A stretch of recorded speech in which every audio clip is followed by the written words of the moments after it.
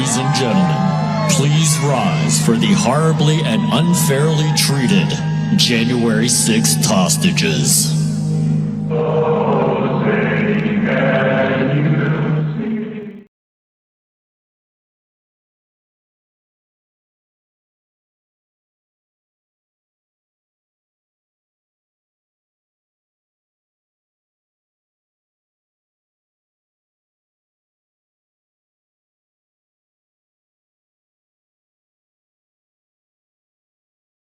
Jail, January 6th, inmate Daniel Ball. Ball is charged with several felonies and misdemeanors.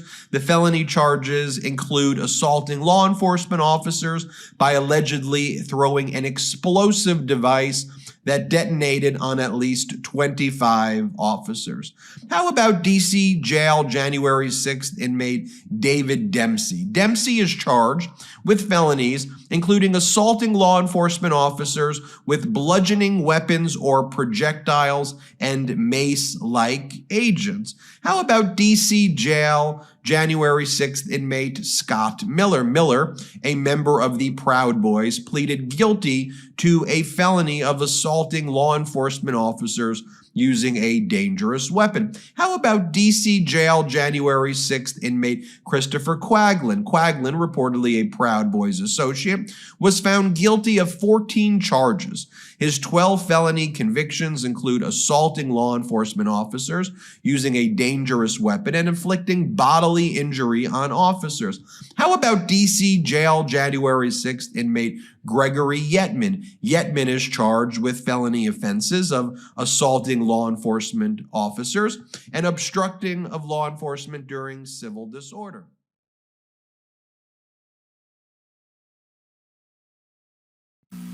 His first rally for the 2024 campaign opened with a choir of January 6th insurrectionists singing from prison on a cell phone, while images of the January 6th riot played on a big screen behind him at his rally. Can you believe that? This is like something out of a fairy tale, a bad fairy tale. Trump began his 2024 campaign by glorifying the failed violent insurrection on our Capitol. The guy who claims law and order sows lawlessness and disorder. Trump's not concerned about your future, I promise you. Trump is now promising a full-scale campaign of revenge and retribution, his words, for some years to come. They were his words, not mine. He went on to say he'd be a dictator on day one. I mean, if I were writing a book of fiction, I said an American president said that, and not in jest. He called in, I quote, the termination, quote, this is a quote, the termination of all the rules, regulations, and articles, even those found in the U.S. Constitution, should be terminated if it fits his will.